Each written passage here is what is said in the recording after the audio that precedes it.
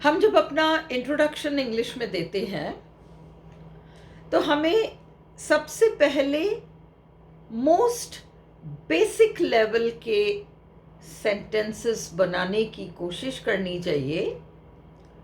भाषा है, इसको सुंदर से सुंदर बनाया जा सकता है, पर शुरू में हमें ये सब कलाकारी करने की कोशिश करनी भी नहीं चाहिए। मोस्ट इम्पॉर्टेंट चीज़ ये है कि आप ग्रामेटिकली करेक्ट कहलाने लायक बस सेंटेंस बनाएं। वो सुंदर नहीं है, इसको यूं भी कहा जा सकता है, ये सब अननेसेसरी काम है।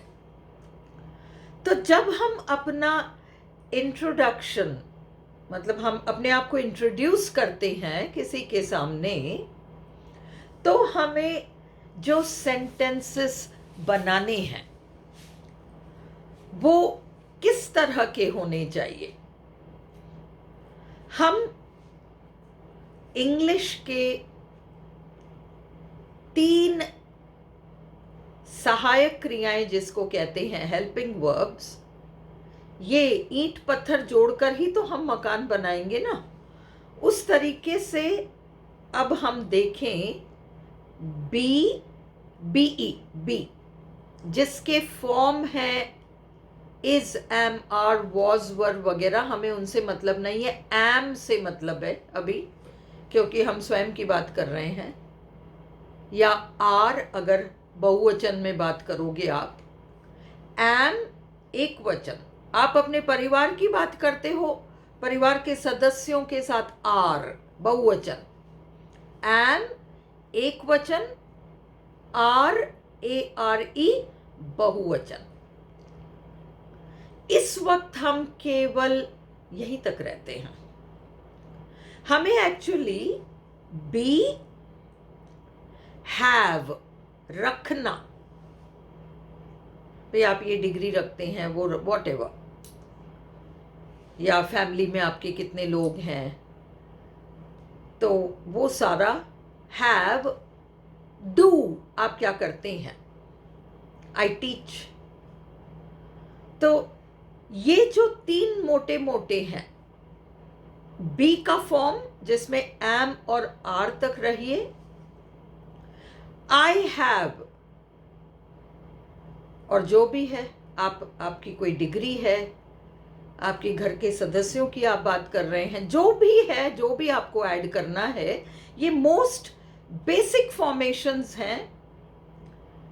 एम बहुवचन में आर, हैव, डू।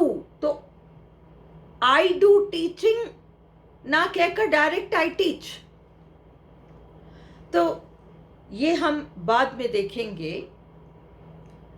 पहले हम एम से जुड़े हुए कुछ वाक्य अपने बारे में बेसिक बनाते हैं। ये पूरा इंट्रोडक्शन नहीं होगा, बट 3-4 सेंटेंसेस आप बनाएं।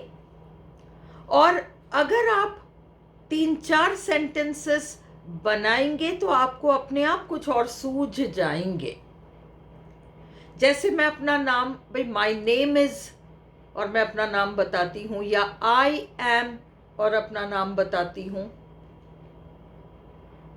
फिर मैं ये कह सकती हूँ आई एम फ्रॉम, और शहर का नाम कहाँ से हूँ, आई एम फ्रॉम, कहाँ से हूँ मैं। फिर आई am a teacher, I am a college teacher, I am, जो भी आपको कहना है, आई am a student, I am a salesman, I am a technician. आप जो भी कहना चाहते हैं वो आई एम। तो आई एम के साथ आप 4 या 5 सेंटेंसेस सिर्फ बनाइए जो कि आपके इंट्रोडक्शन में काम आ सकें। और फिर हम अगली वीडियो में हैव, फिर उसके बाद डू, फिर मैं क्या करना चाहती हूँ, चाहता हूँ, उससे रिलेटेड, इस तरीके से 10-12 सेंटेंसेस में आप एक अच्छा खासा इंट्रोडक्शन बेसिक लेवल का अपने बारे में बना सकेंगे।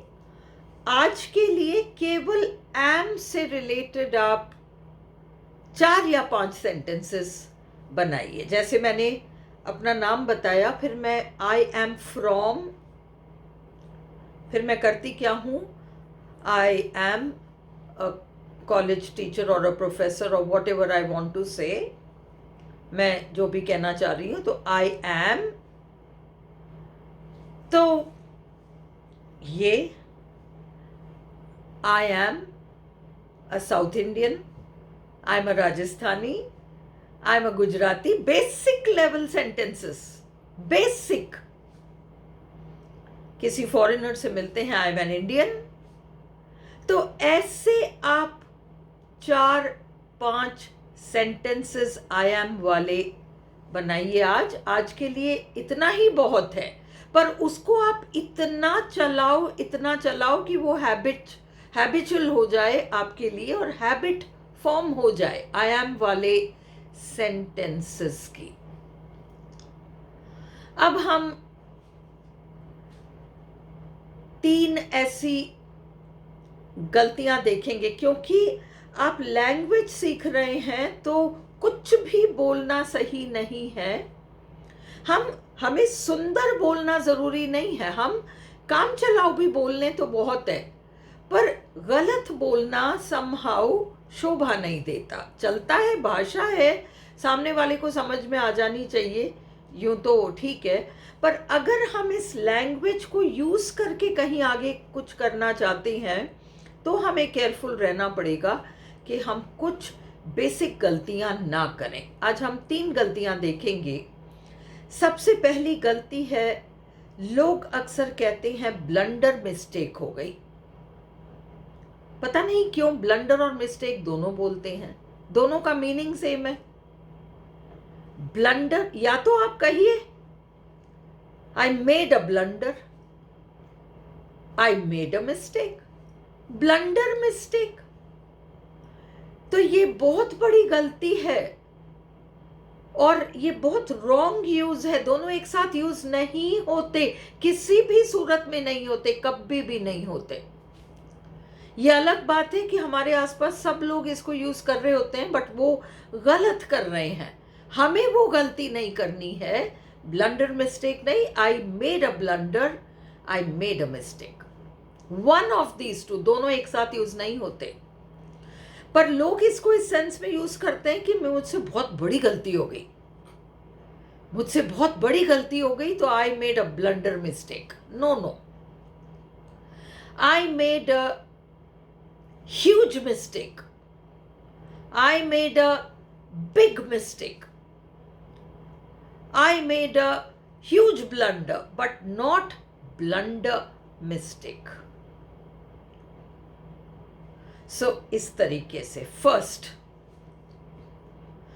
दूसरा शब्द है, जब हम किसी को कहना चाहते हैं कि नहीं आप बाध्य नहीं हो, आपके ऊपर ऐसी कोई बाध्यता नहीं है, तो लोग अक्सर कहते हैं ऐसा कोई बाउंडेशन नहीं है। बाउंडेशन एक ऐसा शब्द है जो कि बहुत लोग कॉमनली यूज करते हैं, पर आप डिक्शनरी में ढूंढिए कि बाउंडेशन शब्द है या नहीं है। बाउंडेशन कोई शब्द नहीं है, कॉमनली यूज होता है, ये कोई एक्सक्यूज नहीं है। जब आप एक औपचारिक सेटिंग में आपको इंग्लिश बोलनी है तो वहां बाउंडेशन बहुत बड़ी गलती होगी। आप कहना ये चाह रहे हैं कि आप बाध्य नहीं हैं, ऐसा कोई बाउंडेशन नहीं है, ऐसी कोई बाध्यता नहीं है। आप कह सकते हैं ऐसा कोई ऑब्लिगेशन नहीं है, ऐसा कोई कंपल्शन नहीं है। इजीएस्ट कंपल्शन, बट नॉट बाउंडेशन। बाउंडेशन नहीं है। बाउंडेशन शब्द को आप अपने पर्सनल वोकैब्युलरी से हटाकर बाहर कर दीजिए, ये शब्द नहीं है। तीसरा, टिपिकल। पेपर बड़ा टिपिकल था, वो बड़ा टिपिकल इंसान है। बिल्कुल उल्टा यूज कर रहे हैं आप। टिपिकल का मतलब of N expected type, common type, जैसा कि होना चाहिए उसको टिपिकल कहते हैं। It was a typical comedy film, मतलब कॉमेडी फिल्म में जो जो चीजें होती हैं वो सारी चीजें इस फिल्म में भी थी। पर एक टेढ़े इंसान के लिए एक पेपर जो कि एग्जामिनेशन में कठिन आया, इनके लिए टिपिकल यूज नहीं होता। कॉम्प्लिकेटेड कह सकते हो इंसान के लिए, कॉम्प्लेक्स कह सकते हो, कॉम्प्लिकेटेड कह सकते हो, पेपर के लिए डिफिकल्ट कह सकते हो, हार्ड कह सकते हो, पर टिपिकल नहीं। टिपिकल का मतलब जैसा होना चाहिए। She is a typical mother in law. सासें होती है ना एक पर्टिकुलर टाइप की, वो उसी तरह की है। She is a typical teenager. Typical teenager का मतलब टीनेज में लड़कियां कैसी होती हैं, बिल्कुल वैसी है। पर हम टिपिकल को नेगेटिव सेंस में यूज करते हैं, और उस नेगेटिव सेंस को ऐसे सेंस में यूज करते हैं कि वो तो बड़ा टिपिकल इंसान है और क्वेश्चन पेपर बड़ा टिपिकल था। तो इन तीनों चीजों को करेक्ट कर लीजिए।